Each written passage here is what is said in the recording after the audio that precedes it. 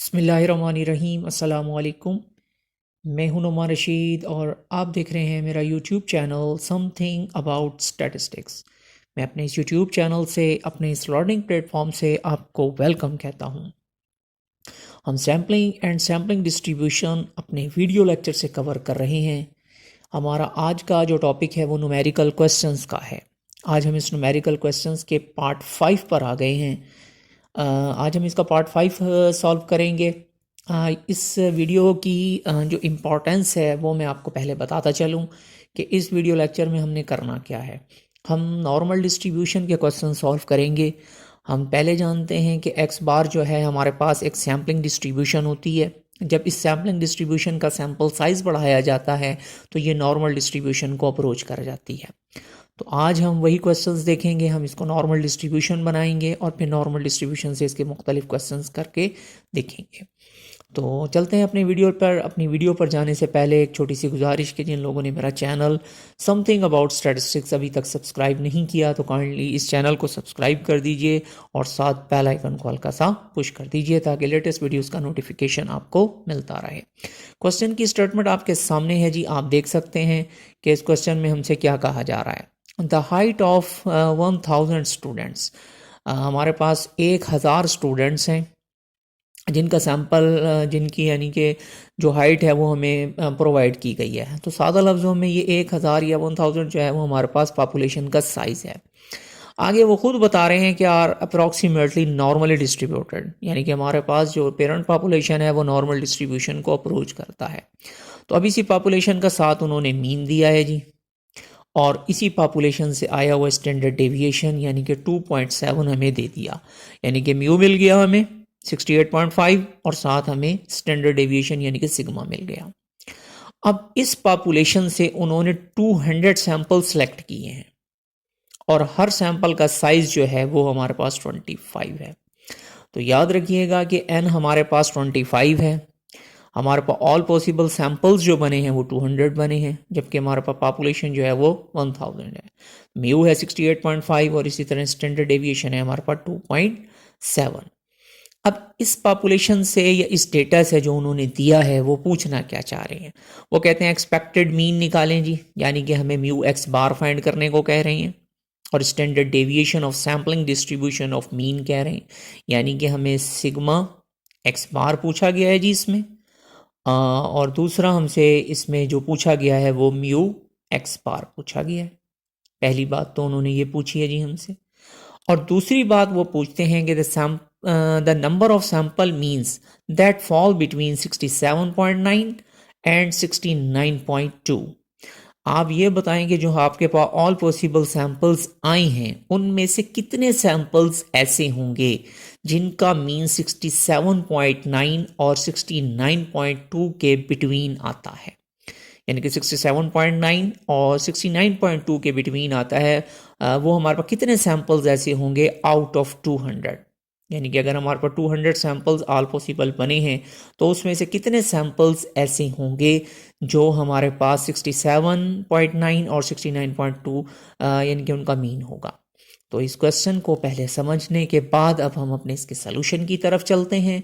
तो पहले देख लीजिए जिनको मैंने अंडरलाइन किया है, ये हमारे पास 68.5 हमारा जो है म्यू दिया गया है, और ये से 2.7 हमारे पास स्टैंडर्ड डेविएशन या सिग्मा दिया गया है। ऑल पॉसिबल सैंपल जो इस पॉपुलेशन से ड्रॉ किए गए हैं वो 200 हैं, और सैंपल का साइज जो है हमारे पास 25 है। हमसे सिग्मा एक्स बार पूछा गया है, म्यू एक्स बार पूछा गया है, और फिर इसकी प्रोबेबिलिटी पूछी गई है। तो चलते हैं अपने इसके सलूशन की तरफ जी, और अब इसका सलूशन आपके सामने है जी। तो ये है जी हमारे पास इसका सलूशन, इस स्लाइड में आप देख सकते हैं। ऑल पॉसिबल सैंपल्स जो हमारे पास हैं जी वो 200 है हमारे पास, ये बिल्कुल वाजे हैं जी हमारे पास। इसके बाद हमारे पास जो है वो पॉपुलेशन साइज़ है जी वो 1000 दिया गया है। ओबियसली हमारे पास जो म्यू दिया गया है वो आपके सामने है जी, और म्यू हमारे पास जो दिया गया है वो 68.5 दिया गया है। तो आप इसको ज़रा और कलर से हाईलाइट कर लीजिए ताकि विजिबल हो जी। सिग्मा हमारे पास 2.7 है जी as according to the question. तो अब हमारे पास आपको पता है कि एक्सपेक्टेड ऑफ एक्स बार या हमारे पास जो म्यू होता है या म्यू एक्स बार जो होता है वो 68.5 जो हमारे पास है म्यू के इक्वल होगा, यानी कि इज इक्वल टू ये हमारे पास जो होगा वो म्यू एक्स बार होगा। तो आप लोगों को जब म्यू दिया जाएगा तो ऑब्वियसली वो हमारे पास म्यू एक्स बार के ही इक्वल होगा जी। और दूसरे में हमसे सिग्मा एक्स बार पूछा जा रहा है। अब याद रखिएगा इसमें हमें पॉपुलेशन का साइज़ भी दिया गया है और सैंपल का साइज़ भी दिया गया है। तो मैंने आपको बताया था कि जब पॉपुलेशन भी गिवन हो और सैंपल भी गिवन हो तो हमें सबसे पहले सैम्पलिंग फ्रैक्शन की तरफ जाना होता है। अगर हमारी सैम्पलिंग फ्रैक्शन हमारे पास n बाई जो है ना 0.05 या उससे ज़्यादा आ जाता है तो हम अपने इस करेक्शन फैक्टर को यूज़ करते हैं, अदरवाइज़ हमारे पास ये करेक्शन फैक्टर जो है वो यूज़ नहीं होता। तो आप देखेंगे मैंने डिवाइड किया है तो 0.025 आता है जो कि बहुत छोटा है हमारे पास। तो अब एक करेक्शन फैक्टर का इस्तेमाल आप ना करें, इससे कोई फ़र्क भी हमारे पास नहीं पड़ेगा। तो आप सिंपली अब यानी कि सादा लफ्ज़ों में अब सैम्पलिंग विद रिप्लेसमेंट ही हम लोगों ने करनी है। तो जब सैम्पलिंग विद रिप्लेसमेंट होगी तो ऑब्वियसली फिर हमारे पास स्टैंडर्ड एरर जो आएगा वो सिग्मा ओवर एन का स्क्वायर रूट आएगा। तो सिग्मा जो है जी वो हम लोग यहाँ से ले चुके हैं, ये हमारे पास सिग्मा का आंसर आ जाएगा। और एन जो है ओब्वियसली हमारे पास 25 है, लेकिन 25 का स्क्वायर रूट हम पुट करेंगे तो 2.7 ओवर 5 जो हमारे पास स्टैंडर्ड एरर आएगा वो 0.54 आ जाएगा। तो ये दो तीन चीज़ें जी हमने कैलकुलेट कर ली। अब हमें प्रोबेबिलिटी चाहिए, जो हमने ऊपर क्वेश्चन में आपको स्टेटमेंट में समझाई थी कि प्रोबेबिलिटी 67.9 और 69.2 के बिटवीन हमारे पास सैम्पल मीन आए, लेकिन कितने में से आए, आउट ऑफ 200 आए।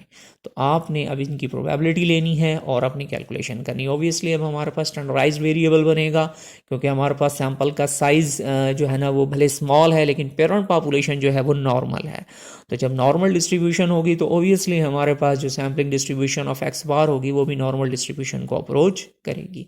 तो अब हमारे पास Z1, इससे हम Z1 निकालेंगे और इस वेरिएबल से हम Z2 निकालेंगे और फिर उनको स्टैंडर्डाइज्ड वेरिएबल में कन्वर्ट कर कर यानी कि हमारे पास Z1 यानी कि स्टैंडर्डाइज्ड वेरिएबल निकालेंगे और फिर उनकी प्रोबेबिलिटी कैलकुलेट करेंगे।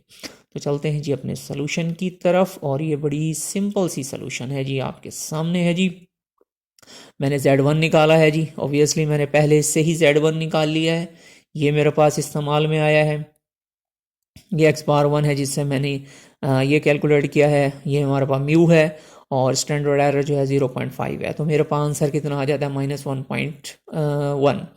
बिल्कुल इसी तरह मैं अपने Z2 की तरफ जाऊंगा जी, और Z2 के लिए मुझे 69.2 का इस्तेमाल करना है। तो ऑब्वियसली फिर हमारे पास ये आ जाता है 1.3। तो अब हमने प्रोबेबिलिटी बेसिकली किसकी लेनी है, इसको जब हमने स्टैंडर्डाइज वेरिएबल में कन्वर्ट कर लिया है तो हमारे पास क्या आ जाएगा, -1.1 और 1.3। तो -1.1 और 1.3 के दरमियान में है, हमें क्या चाहिए जी, प्रोबेबिलिटी चाहिए। तो अब ये दो हिस्सों में डिवाइड हो गई प्रोबेबिलिटी। एक प्रोबेबिलिटी हमने यहाँ से यहाँ तक लेनी है और फिर ये प्रोबेबिलिटी हमने यहाँ से यहाँ तक लेनी है और दोनों की प्रोबेबिलिटीज़ को हमने ऐड कर देना है। तो अब मेरे पास जो प्रोबेबिलिटी -1.1 से 0 तक आती है वो 0.3643 है, जो कि मेरे पास ये आ जाती है जी, इस हिस्से की प्रोबेबिलिटी है। प्लस फिर हमारे पास इस हिस्से की प्रोबेबिलिटी 0 से लेकर 1.3 आती है, जो कि 0.4032 के दरमियान में यानी कि 0 से 1.3 की जो प्रोबेबिलिटी आती है वो 0.4032 आती है। अब मैंने क्या किया जी, इन दोनों को ऐड किया है और 200 के साथ मल्टीप्लाई कर दिया है, तो 153.5 आता है, जो अप्रॉक्सीमेटली मेरे पास कितने आ जाता है, 154 है। तो अब हम ये कह सकते हैं कि हमारे पास 200 में से 154 सैंपल ऐसे होंगे जिनका मीन जो होगा वो 67.9 और 69.2 के दरमियान में होगा। तो इस क्वेश्चन का सलूशन आपके सामने है जी, आप देख सकते हैं मैंने सिर्फ इनको z वेरिएबल में कन्वर्ट किया है और फिर उनकी इंडिविजुअल प्रोबेबिलिटी लेके उन दोनों को ऐड कर दिया। इसी तरह हमारे पास एक नेक्स्ट क्वेश्चन है जी, उसकी स्टेटमेंट भी ऑलमोस्ट ऐसी ही है, हम उस पर चलेंगे, लेकिन यहाँ पर हमें inverse use of area table का सहारा लेना पड़ेगा। आपको मैं वो क्वेश्चन की स्टेटमेंट पहले समझाता हूँ। A large number of random sample of size n। अब n हमारे पास गिवन नहीं है, ये सिर्फ हमारे पास जो है ना n को ही हमने फाइंड करना है इसके अंदर। Are taken from the population of X which is normally normal. तो पेरेंट पॉपुलेशन जी नॉर्मल है हमारे पास, जिसका मीन हमारे पास 74 है, यानी कि म्यू 74 है, और ये हमारे पास सिग्मा स्क्वायर है। तो वेरिएंस है, ऑब्वियसली आपको पता होना चाहिए जो वेरिएंस होता है वो सिग्मा स्क्वायर होता है। तो ये सारी कैलकुलेशन जी उन्होंने यहाँ पर आपको दे दी है, आप देख सकते हैं 1 बाय 1 स्टेप बाय स्टेप आपको दिया गया है। फिर कहते हैं sample mean are calculated if probability हमारे पास अगर उसकी probability X bar greater than 72 जो है वो 0.854 हो, तो आप बताएं जी हमारे पास एन उस वक्त क्या होगा। तो असल में हमें इस क्वेश्चन में एन का पूछा जा रहा है कि हमें एन बताएं जी एन क्या होगा। अगर आपके पास प्रोबेबिलिटी जो आती है greater than x bar greater than 72 आती है, जिसकी प्रोबेबिलिटी जो है 0.854 है, तो हमें बताएं कि हमारे पास जो है ना सैंपल कितने बनेंगे, यानी कि सैंपल का साइज़ उस वक्त क्या होगा। तो चलते हैं जी इसके सोल्यूशन की तरफ। और सोल्यूशन में आप लोगों ने देखा कि म्यू मेरे पास 74 है, सिग्मा स्क्वायर 36 है। ओबियसली जब मुझे स्टैंडर्ड डेविएशन लेना होगा तो पॉजिटिव स्क्वायर रूट लूंगा, और जो मेरे पास पॉजिटिव स्क्वायर रूट आता है जी, और वो आ जाता है मेरे पास 6। अब क्वेश्चन में वो कहते हैं कि एक्स बार ग्रेटर देन 72 जो है उसकी प्रोबेबिलिटी 0.854 है, तो हमें एन की वैल्यू बताएं जी एन क्या होगा। तो ऑब्वियसली जब हमें प्रोबेबिलिटी गिवन होती है तो हमें जेड निकालने के लिए inverse use of area table का सहारा लेना पड़ता है। तो जब हमें इनवर्स यूज जेड मिल जाएगा तो हम इस जेड से इक्वेशन को सॉल्व करेंगे, और वो हम एन के लिए सॉल्व कर लेते हैं। तो अब देखें जी इसका सोल्यूशन आगे मौजूद है। तो सबसे पहले मुझे एक्सपेक्टेड ऑफ एक्स बार या म्यू एक्स बार चाहिए, जो कि 74 के इक्वल ही है, ऑब्वियसली म्यू के इक्वल ही होता है, और म्यू मेरे पास 74 है तो ये 74 आ जाता है। सिग्मा एक्स बार जो है वो सिग्मा ओवर एन का स्क्वायर रूट है, जो कि 6 ओवर एन का स्क्वायर रूट बनेगा, क्योंकि 6 हमारे पास सिग्मा है और एन का स्क्वायर रूट जो है वो हमारे पास एज इट इज ही है, क्योंकि हमें एन चाहिए, एन ही फाइंड हमने करना है। और अब प्रोबेबिलिटी उन्होंने दे दी है। देखिए अब हमारे पास म्यू जो है ऑब्वियसली हमारे पास नॉर्मल डिस्ट्रीब्यूशन का जो मीन होगा आपको पता होना चाहिए कि वो बिल्कुल सेंटर में आता है, ये हमारे पास उसका मीन आया हुआ है। अब 72 जो होगा ऑब्वियसली हमारे पास जो है वो 74 से हमारे पास पीछे होगा, और उससे ग्रेटर की प्रोबेबिलिटी है, तो उससे जो ग्रेटर की प्रोबेबिलिटी होगी ऑब्वियसली वो यहां से स्टार्ट हुई होगी, और ये हमारे पास ये इन्फिनिटी तक की प्रोबेबिलिटी ये होगी। आपको पता है कि टोटल प्रोबेबिलिटी जो है वो वन साइड की जो है वो 0.5 है, तो वो तो हमारे पास मौजूद है, लेकिन फिर ये जो प्रोबेबिलिटी होगी ऑब्वियसली 0.854 में से हमें 0.5 माइनस करना पड़ेगा। जो ये प्रोबेबिलिटी होगी वो हमारे पास कितनी होगी, 0.354 होगी।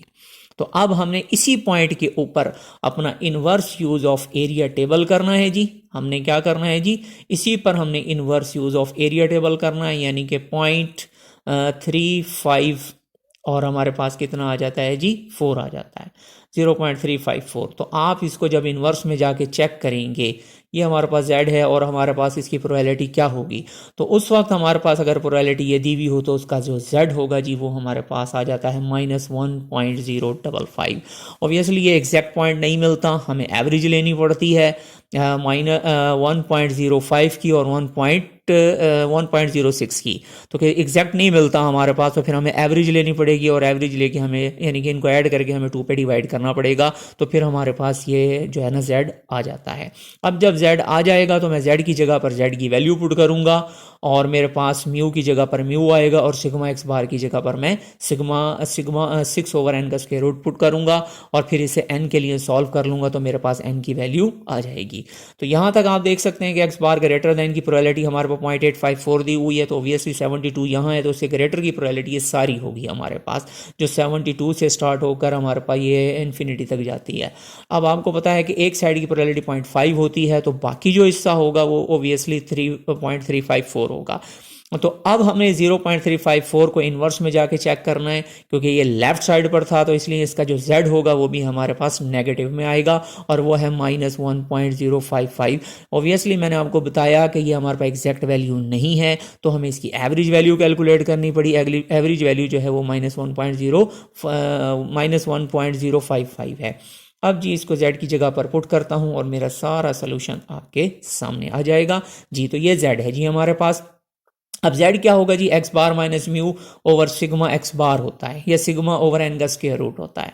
तो आपको पता है कि z की जगह पर मैंने z की वैल्यू पुट करनी है, एक्स बार की जगह पर 72 और म्यू की जगह पर 74 पुट करना है, और सिग्मा की जगह सिग्मा एक्स बार की जगह पर मैंने क्या पुट करना है, यानी कि देखिए ना यहाँ पर हमारे पास ये z की वैल्यू यूँ बनेगी ना जी, z इज इक्वल टू हमारे पास क्या आएगा, एक्स बार होगा, और ऑब्वियसली इसी का मीन होता है, और इसका जो मीन होता है ऑब्वियसली वो म्यू के इक्वल होता है, और हमारे पास इसी एक्स बार का स्टैंडर्ड डिविएशन होता है जिसको हम एक्स बार कहते हैं। तो अब हमारे पास सिग्मा एक्स बार जो है वो हमारे पास एग्जैक्ट नहीं है क्योंकि एन नहीं है, तो फिर वो इसके इक्वल होगा जी हमारे पास, तो हमने इसकी वैल्यू पुट कर देनी है।